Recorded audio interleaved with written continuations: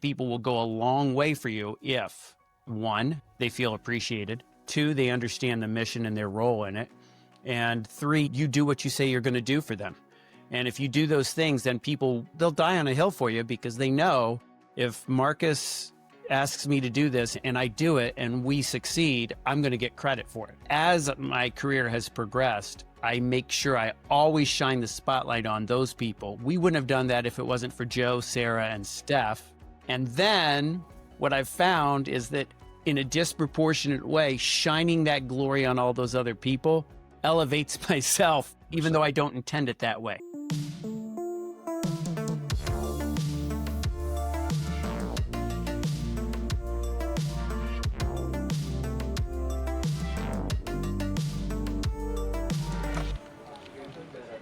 Welcome back to the Revenue Vault, the show where we go inside the minds of sales leaders building real growth systems that actually last. Hey, I'm Mark Shan, CEO of Bentley Consulting. Around here, we skip the fluff and dig into what's actually driving consistent performance. Today's guest is Marcus Lancaster. Great name, obviously. He is the Vice President of Strategic Sales at Quad, which is a $3 billion global marketing experience company. Now, he has spent decades helping brands connect storytelling to conversion and leading teams that blend creativity, data, and discipline. In this episode, we talk about what authentic sales leadership really looks like under pressure, how to build trust without forcing the deal, the mindset shift that keeps you focused when the numbers get bigger, and the small, consistent actions that turn self-improvement into a culture. If you're leading teams in a fast-changing environment and want to scale without losing your authenticity, this one's worth every single minute. So, Marcus, what do you think makes your approach to sales leadership maybe different from others you've worked with or observed? Well, first of all, I think what makes sales leadership most effective is when it's authentic, because ultimately people buy from people. They really need to trust and understand and believe in who they work with. And I think they figure it out real quickly if you don't believe in what you're doing. So I try to take a very, consultative, low pressure approach. My job as a leader isn't to push deals. It's kind of, to help the team become a trusted resource. So we try to solve for problems at Quad. And so as long as you're relentlessly focused on solving client problems, I think that differentiates you from others who are chasing a deal, which isn't necessarily always in the best interest of the client. I think it's a really interesting point, right? When you talk about authenticity, right? And you kind of give some examples, but how would you define authenticity, and how can you showcase that as a leader, especially when there's pressures to deliver a number? That's a really good question. It's easy to say this because I've been doing this for a long time, and ultimately the number gets bigger, as it were, every year. But I try not to focus on the number. Several years ago, I read a book called The Go-Giver. Are you familiar with that book? By Bob Burg. Yep. Yes. Such a great book. Obviously repurposed into a lot of different engagements, but that fundamental premise of helping people is what I try to do in my business. So sometimes the person you're helping may be dealing with a multi-million-dollar budget. Times that person might be dealing with a small $20,000 project. I try to treat all of those people the same way. The golden rule: do unto others as you would have them do unto you. So I treat them well, try to solve their problems, and then ultimately that usually leads to the number. Does that make sense? Oh, 100%, right. And, we talk about authenticity, being authentic comes across in how you engage with people. In fact, I think I haven't fully formed this thought, Marcus, but how you work with people is a lot of times more important even than what you do for them.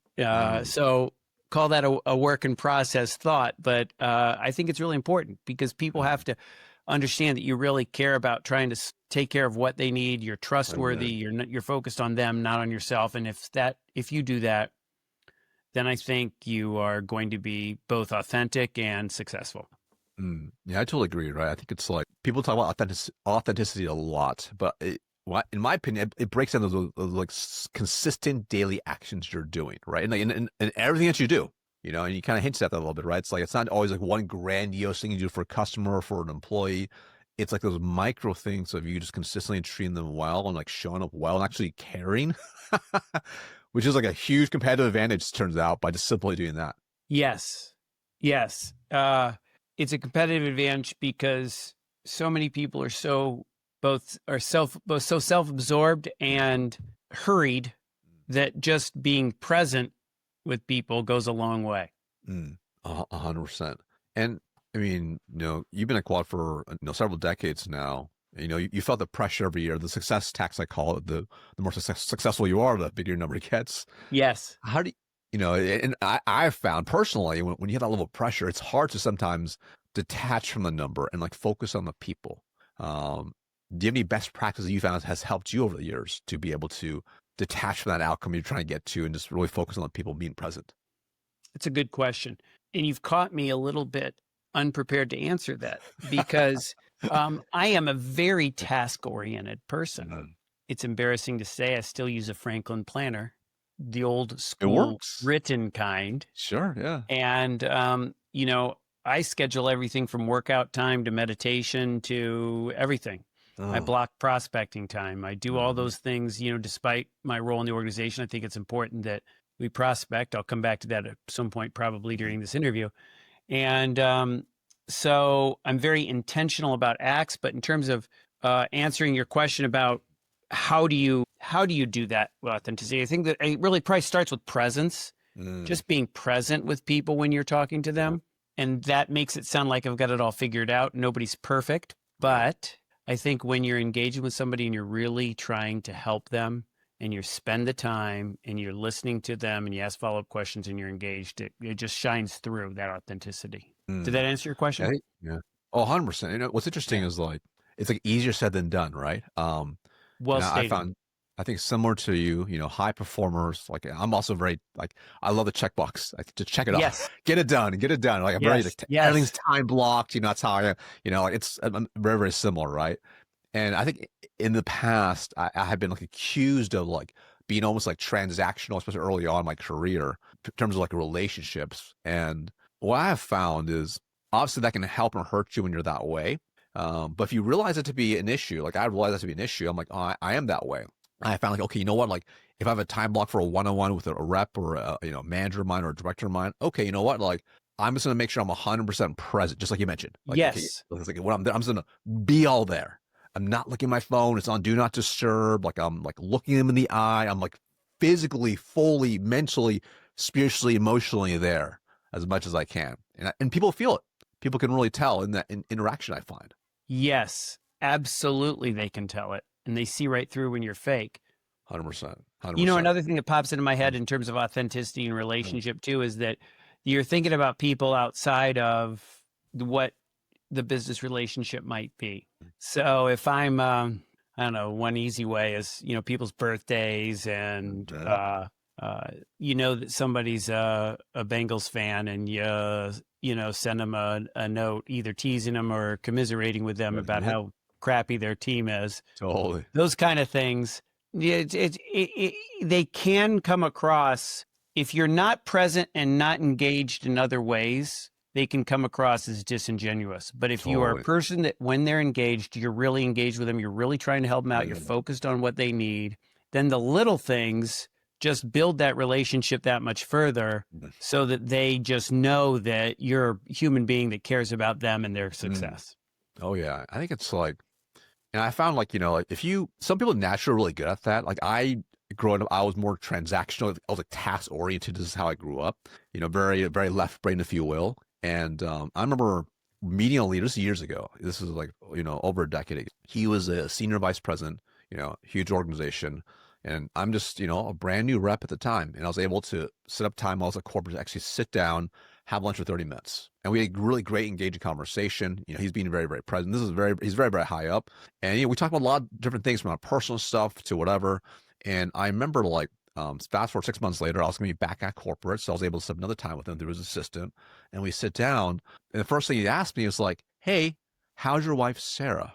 And I'm like blown away, right? Because I'm like, whoa. Like, I mean, we talked for 30 minutes, 6 months prior. And he remembered that detail to like, hey, how's Nike? She's a Nike at the time, right? And I was like, oh my God, like this is wild. Now, what was really interesting was, and I found out his little secret, right? Which is not really a secret. Like he'd always carry a notepad with him at all times. So he probably just like right after probably scribbled a couple quick notes, Yeah. gave it to his assistant, right? She filed and stored it before each meeting. She pulled the notes out for him.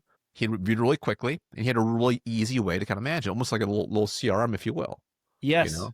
And I love that. I've always remembered ever since. I've done basically a variation of that, but with like a digital note taker. Same concept though, but I had really powerful for showing that you care, that you're actually intentional with it.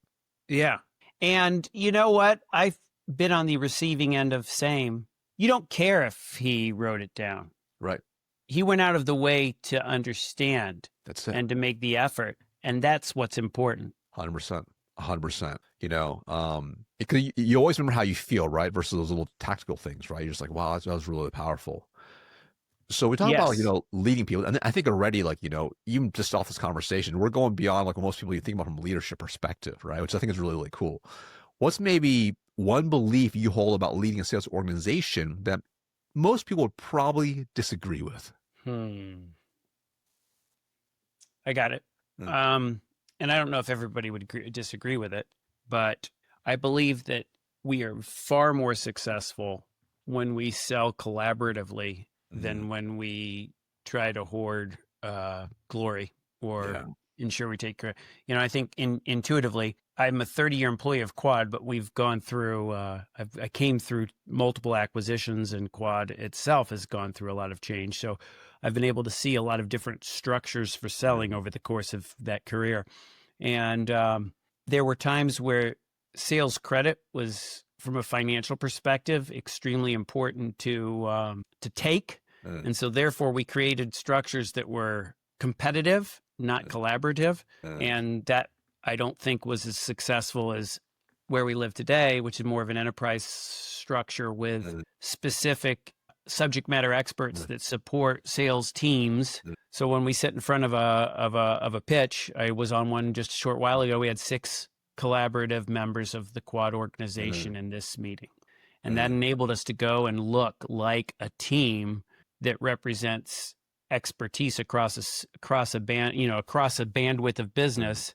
And that differentiates you from the singular sales force. And then I'll take that one step further. Maybe not the unanswered question there is, in my case, I try to shine out whichever members of those teams are performing and doing, helping to close business.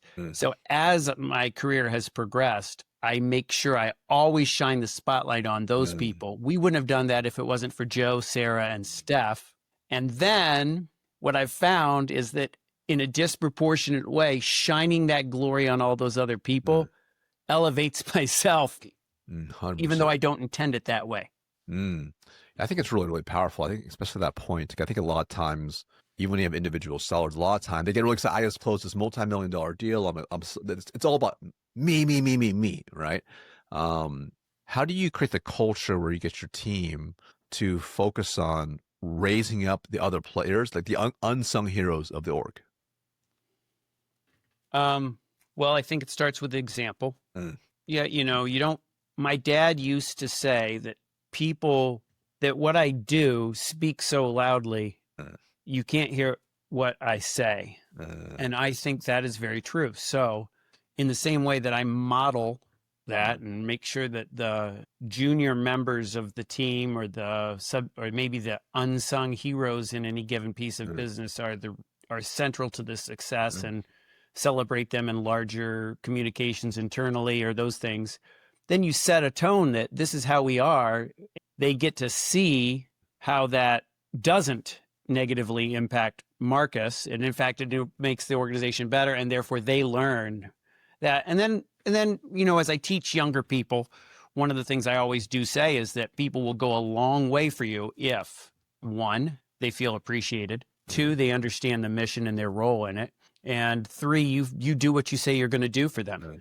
And if you do those things, then people, they'll die on a hill for you, because they know if Marcus asks me to do this and I do it and we succeed, I'm going to get credit for it. I love that. And I'm getting the weeds a little bit, right? It's like super tactical. Do it. Deal closes, right? Like, how do you go about doing that? Is it a Teams message, a Slack message, an email? Is it like a huddle? How do you do it so people can really feel that appreciation? Good question. That's one thing Quad has done very well. You know, obviously every company has some of their own internal communication strategies. We have quarterly all hands sales meetings where we celebrate, you know, wins. So in a more you know, spotlight universal structure, we have the opportunity to say, hey, we're putting a studio in Austin, Texas, and we're doing it because of the work of these three people, and we've been able to secure you know, a set of business over the course of this window, and it's worth, you know, $3 million a year to us. We wouldn't have done it without these people, and then they shine. And then secondarily, one-to-one, you build into them. But, you know, I just want to say, and that works both ways. The other thing is by celebrating their success and helping and making sure that you acknowledge their performance, you also earn the right to provide them ways that they can improve, you know? So, you know, if, you know, sales rep A does something really well as part of closing this deal, but maybe is lacking in an area, and say, hey man, you know, you really kicked ass. You did a fantastic job. We couldn't have done this without you. Here's something I noticed that maybe you could improve upon, but you've set a tone where I'm not judging them, I'm helping them, and I've earned that right because I've celebrated their performance. So both one-to-one and in a macro. Sorry if that was a long answer. No, I love the detail because even that last point you mentioned, right, of being able to also coach accordingly because of it, right? I always think about it. It's like a bank account. We gotta be constantly making deposits. These are deposits we're making into them before we can make a little bit of a withdrawal, which is a little bit of coaching feedback, which they may or may not take in. But if we're consistent with the deposits, the withdrawals are really easy. But if we never have any deposits, we only have withdrawals, then they basically get burnt out. That don't want to work for you. I think the other piece is I love the recognition components, right? At the all hands, at the one-on-one. You know, like, and some people listening, they might be like, well, you know, like, we don't just have all hands, all those department heads, et cetera. I think there's still ways you can still recognize other people, other departments, other SMEs as well. Because I remember what I used to do is like once my team would close a deal, this was especially if it was a sizable deal, I would email all the SMEs, all the people that are part of that deal, whether sometimes it's ops, it's CS, whatever, maybe they played a hand as well. And then I would CC all their direct leadership that they were reported into. Love that. Love that. That was powerful. So everyone would see it, right? It's like, hey, we closed this deal because of you guys. This is person A, you did this. Person B, you did this. Person C, you did this. And I would like name them individually what they actually did. And then of course, like, you know, then there's all the replies that happen. Then they're getting forward emails. They're getting kudos notes from their bosses. You know, it's like you're just helping everyone raise up. And you're so spot on, Marcus, where it'll like, with that, I didn't realize, but it actually made me look better. It actually raised me up more. Yes, exactly. That wasn't the intention. Exactly. It was a side effect of it, you know? You know, it's pretty funny. I love it. Now, you mentioned something very interesting because you're like, when you mentioned time blocking, you're like, hey, I prospect. I do. You said it very subtly, right? Which I think is really powerful. I mean, you know, 30 years of quad was what you mentioned. And even at your level, you're still prospecting. Like, help me understand your mindset around that. Well, it's very easy. I'm a huge fan of the rock band Rush. Okay, yeah. Are you familiar with them? Yeah, I don't know, in probably like a decade or more, probably more than that, but yeah. Well, their last performance was in 2015. They're touring again next year. Unfortunately, without Neil Peart, their great drummer who grew up in house. You know, I was a huge fan. I saw them 45 times in concert. So wow. I'm like one of those Rush geeks that you run into. Neil Peart was a drummer, and he was. You know, many people think he was one of the greatest. He's certainly one of the greatest rock drummers of all time, and he hated touring. But he would always say, "Listen, I can't call myself a musician if I'm not playing live." Similarly, even though I have many competing priorities, I don't think call myself a sales person if I'm not prospecting. And that's more than just meeting and events and stuff like that. It's actually cold outreach. You have to do it. Yeah. And so the amount of time I do it is a lot less than it used to be, but I do it every day. Yeah. Or virtually every day. Yeah. Well, I think it's really powerful, right? It's like a muscle. If you don't work it, you're going to lose that strength, right? But it keeps you sharp. You understand what the market's going on, right? You know, I remember even when I had like, 100+ person sales org, like I still would prospect and I would still run like live deals, cold to close as part of it because it kept me sharp, right? Yes. And that was really, really powerful. And it also showed the teams this is what I expect. Yes. You lead my example. Yeah. Well, and I'm huge on that. It would be inauthentic, to come back to the word we used before, if I was asking somebody to do something that I myself am not willing to do I'm not doing. That's right. Yeah, I think it's really, really valuable, right? It's like I remember I had this leader who would always say, "You have to be on time. You have to be on time. If you're early, you're on time. If you're early, you're on time. If you're on time, you're late." Right? Yes. But he was late like half the time. I'm like, oh, you're really losing your credibility there, are you? Yes, exactly. 100%. Yeah. Now, when you look at your, overall your sales org, where are you seeing the most consistent friction or drop off right now? Is it like in pipeline creation? Is it like in conversion somewhere in the cycle, deal stall? Now, where are you kind of seeing it for your org? So we're an organization that's undergone a tremendous amount of change in the last 10 years. So, Quad as an organization, we're a marketing experience company that serves the entire marketing funnel, branded creative strategy, content creation, deployment across virtually every channel, and analytics around it. So that's us. So as a result, we're selling a lot of different things. Quad has migrated from a product-focused sales organization to a more solutions-centric sales organization.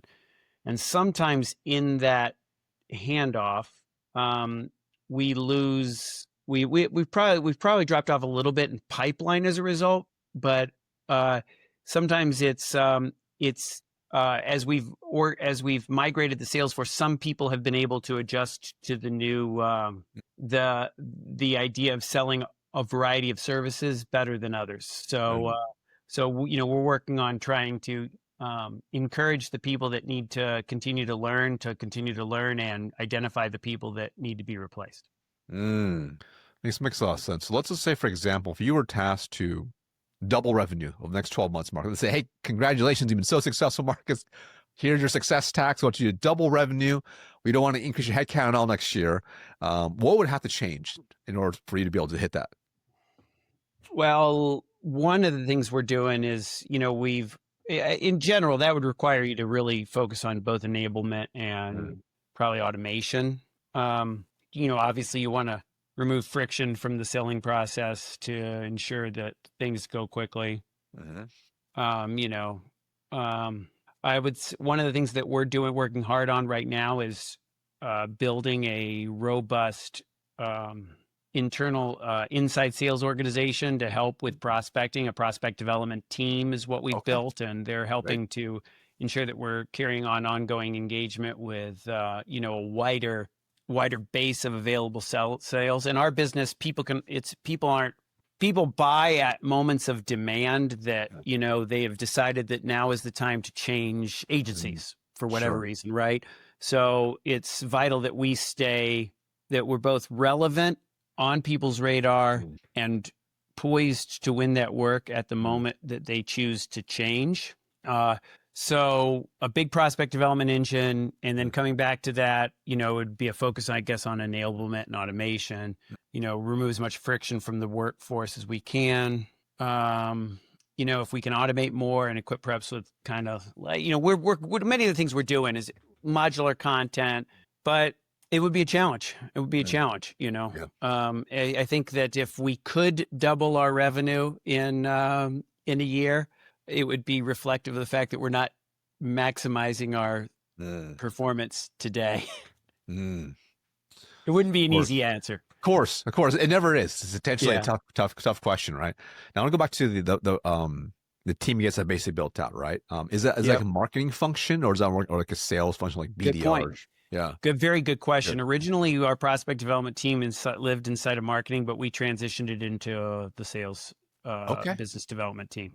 Got it. The SVP of business development, who is my boss, has a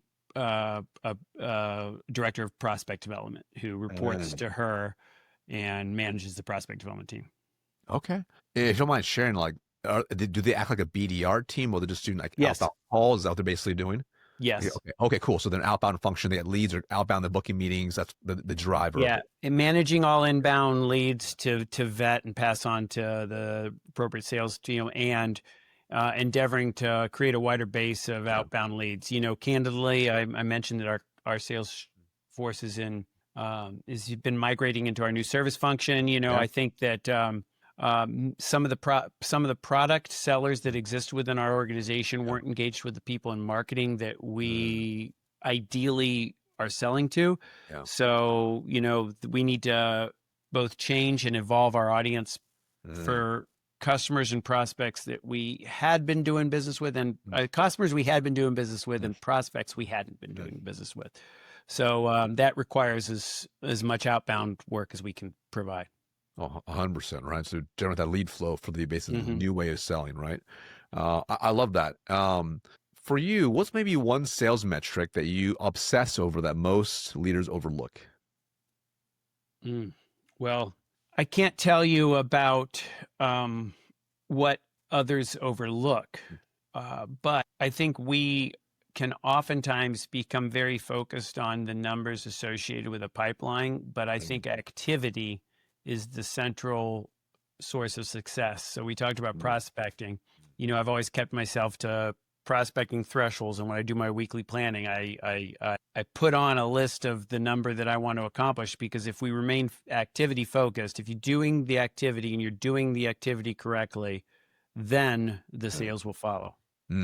So now, are you activity, like calls or emails? yes. Okay, cool. Outbound work, outbound calls, outbound email, outbound correspondence, customer meetings.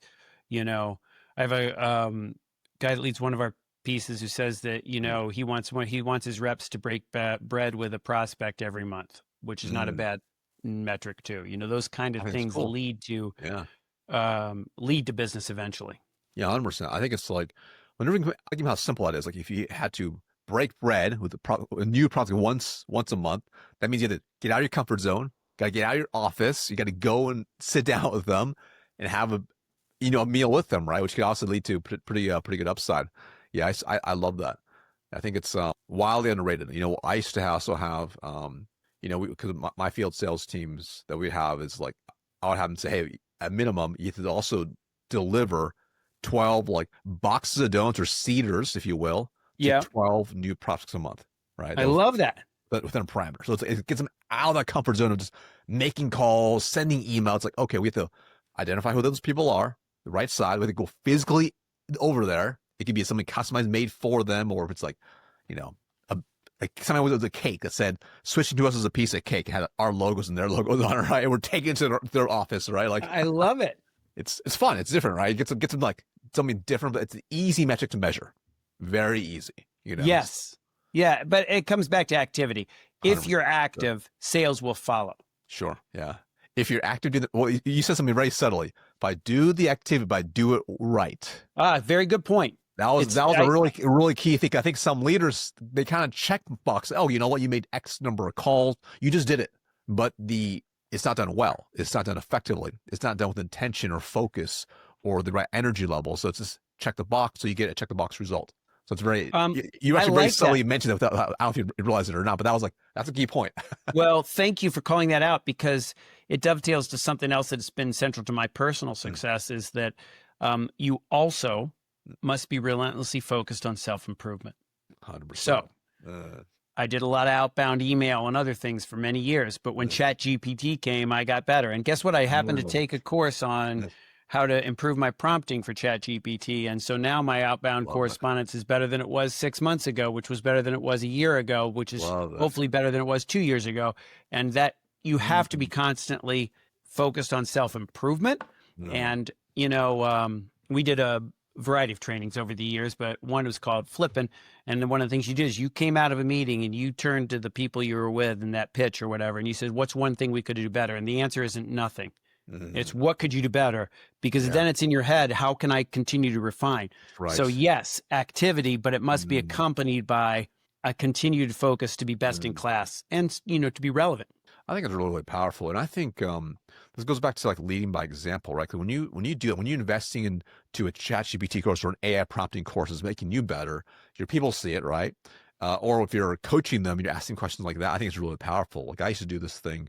I call it 3x3x3, which was when I was in the field with my team, they had set at least 3 meetings we had to be a part of, right? So I need 3 meetings that were going to be live together. Discovery demos didn't Hmm. really matter. Once we got done, I'd walk them through and I have them, like, I would say, hey, what did you do really well? And they list a bunch of things. So like, hey, cool. What could you have done differently or better? And I And kind of you do ask that them to list it before you 100%. give them feedback. 100%. So Like my that. goal was to increase their level of self-awareness, I like that. And then of course, like sometimes, because also sometimes they'll list like too many negative things, which is not, it's not the intention to beat them up. It's more so to increase their awareness of like, hey, what can we do better? But then of course, like, when you get down to the half day, there's all the things going on in their mind. So then I would identify, hey, what are the top 3 things you did really well from the overall day? Okay. Okay, what's the top 3 you can focus on? So that way I Yeah. walked away with a really clear like plan. Hey, I had my 3 appointments. I had my three wins of the day. And here are my 3 opportunities to get better in the moment. I I'm love getting that. them to internalize it, right? But it's part of like creating that culture of like, hey, how can we continuously get better? There's a principle. I think it's a Japanese principle. It's really in like Six Sigma and like Toyota, which is called Kaizen, which is Yes, I'm continuous familiar with improvement. that. I read the book that I Yeah. can't remember the name of it. That was the original book about that. Exactly right. So if we apply the same principle, right, and we help our team get that way of thinking, I mean, they don't have to get better every single day, but if they get a little bit better, just an incremental amount, even if it's like 0.01%, those add up over time. Yeah. Thank you for that. Let me Mhm. just first say, Yeah. you just had me thinking that I'm not doing that enough. Occasionally I'll ask Mm. what they think we could, but I'm going to ask them about themselves. Yeah. That's really great feedback. Thank you. I'll use it 100%. starting this week. I love it. Now, that leads to the other book that I love is Atomic Habits. Oh yeah, James Clear. Yeah, And you mentioned, 0.1% better, but 1% better every day. He is that's right. one of the, I would say, uh, Key tenets of it. yes, Yeah. of my life. Yes. Yeah. Have you ever read the book? It's called The Slight Edge. No. I can't remember the author off the top of my head, but it has a very it's these books all kind of feed into each other, right? Yes. And the principle is really simple. So I imagine like a really flat line, like almost like a horizon line, and and the habits as a good example, they compound, in either good or bad way. If you have the right habits over time, it kind of compounds up, slowly up to and up and to the right. If it's a negative habit, it goes down. It's even, it kind of goes down and then down to the right, if you Yes. will. Yes. It applies like everything. And we'll talk about from slight edges. Like it's kind of like if you have a cookie a day, it doesn't seem like that much, but if you have a cookie every single day, by the end of the month or year, you might have excessive calories. You might gain maybe 5, 10, or more pounds, right? On the flip side, instead of a cookie, maybe you just did 20 push-ups. I'm making it up. The 20 push-ups each day can lead to, pretty good strength by the end of the same year. And Yes. everything that we do kind of follows the spectrum of the slight edge. And it's like the prospecting piece that you mentioned. You do a little bit every day. It's not perfect. Maybe some days you miss, but you're relatively consistent. By the year end, you have way more pipeline than anybody else. But the flip side, when you don't do it, you have the opposite effect of not having a pipeline. Yes. Yes. Fully agreed. You and I are of one mind in these regards. I'm going to, now I've written down the slight edge. I will add that to my reading. Yeah. It's if you ever read, if you read The Compound Effect by Darren Hardy. Yes. It's a very similar principle. I'm like, oh yeah, these are so aligned. I'm like, this is like, they had a cool visual, right? So I love that. So great. As we get closer to wrapping up, what's maybe one decision that you've made in the last 6 months that's created unexpected upside for you? That's a good question. I don't know that I have an answer for it, Marcus. I'm not trying to be a bad interview, but I can't think of a specific decision that has unexpected upside. Maybe it would be just, more, it's not really an unexpected upside. It's just the determination to remain very driven in my day-to-day asks. If I do what I do and I hit that nail on the head, it's like hitting the hammer. You hit the hammer, you hit the hammer. It's not going anywhere. All of a sudden, boom, it's in the wood. And that would be, that's the reason I think I'm successful in sales is not because I'm smarter than anybody else. It's just that I'm relentlessly focused on getting better every day. Yeah, I love that. And I think that's a fantastic answer, right? Because I read a quote a while back is, sometimes the key to success is doing the incredibly boring things day in, day out without convincing yourself otherwise. And I think right? I think a lot of times, like, we're like, hey, this is a plan. We're going to be doing these things. It may not be fun, sexy, exciting. It's not the cool thing you're supposed to be doing that everyone's talking about, but it's the right things to do that will lead to eventually good results. And I think about it for everything. Health is a perfect example. It's really boring just to eat healthy and just exercise every day. And there's always new fads out there for eating certain things, or diet pills or different workouts or whatever. But if you just stick to the same boring things over time and you don't commit yourself to keep changing it all the time, you will have success if it's the right thing and done well. So yes, great conversation. Well, circling back on that very topic is the way I make that do those boring things is I again, book guy. The 12-week year was a really powerful book for me. Brian Moran. Have you read that? 100%. Yep. Brian Yes. Moran. That's the author. So thank you. I don't know how you remember the authors. I'm impressed. I read a lot of books. Really I'm a huge nerd, Marcus. Yeah. Aside from having the same name, I guess we're both nerds together. Must be the same. Except for I can't remember an author. Anyway, my 12-week year are always activity related focuses. Yeah, I have a goal but my current work, I'm currently in a 12-week year, really, really relentlessly focuses on fitness. And so I'm working out 5 days a week, 3 days of running, 2 days of weights, 2 days of running, 3 days of weights. And that is the thing. That's my goal that I'm going to celebrate at the end of the time. And so it's the activity that's driving the success. So that, same activity message is, obviously carries into every part of your life. I love that. For those who have not read the book, what's maybe kind of the high level overview of what the 12-week year is? I think for some people, they're not aware of it. And I personally love that. Yeah. Thank you. Highly recommended read. Yeah. The premise is that we set these annual goals, and I think it's very, very applicable to the organizational structure of companies. 100%. And we set goals that are designed to be met over the course of a year. And you start off and it's a year away and it seems like everything's possible, but you oftentimes find that you're unable to meet those goals or they become unattainable over the course of the year. The 12-week year premise is that you're going to accomplish, you set your next 12 weeks as a year. And in that 12 weeks, I'm going to focus on a finite number of goals that I have.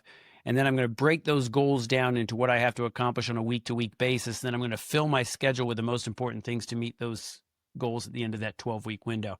And what you find is that in that 12-week window, you accomplish a tremendous amount. I've found it to be successful. I've been doing it for about a year and a half. 100%. I'm a huge fan of it, right? Of the principle overall, because you're spot on. I think it's we get excited, especially January 1, we set these big goals, or if it's our new fiscal year, set these huge goals, and then 3 months later, we forgot about them, right? But what I love about the 12-week year is you break it into very digestible 12 weeks. You set the clear OKRs, objective key results, whatever you want to call it, your clear goals. You break down the tasks, what weeks you're going to do it. But then each week you can take a look, hey, what tasks do I have for the upcoming week? And you can just run the plan now. And it's very, very detailed. On Sundays, I do my weekly planning and I do my measurement against the preceding year. Unfortunately, my accountability partner inside my organization kind of fell off, so it's personal accountability. But but yes, and then you keep score. How did I do last week? Exactly what do I have to do this week? It's a great way to set the tone, and I found it's worked, especially in terms, especially with come back to the sales angle, complicated deals. Sometimes many complicated deals have a lot of different stakeholders and I'm able to digest, over this week, I'm going to make sure that we've connected with these and such people and they understand the value and that they feel the love. And, that allows you to, and we've done a few really complicated deals over the last few years. And that's been a tactic that's really been helpful for me. I love it. Where can people find out more about you, Marcus, or learn more about Quad? Well, thank you. You can find me on LinkedIn, Marcus Lancaster, relatively easy to find, or mjlancaster@quad.com and quad.com. That's a wrap on this episode of the Revenue Vault. If you got value, here's your next step. Go to venlyconsulting.com/teams and get a free performance scan of your sales org. We'll show you exactly where deals are stalled and how to fix it. And if this episode gave you even one insight worth sharing, send it to a sales leader you respect. I'm Marcus Shannon. Thanks for being in the room.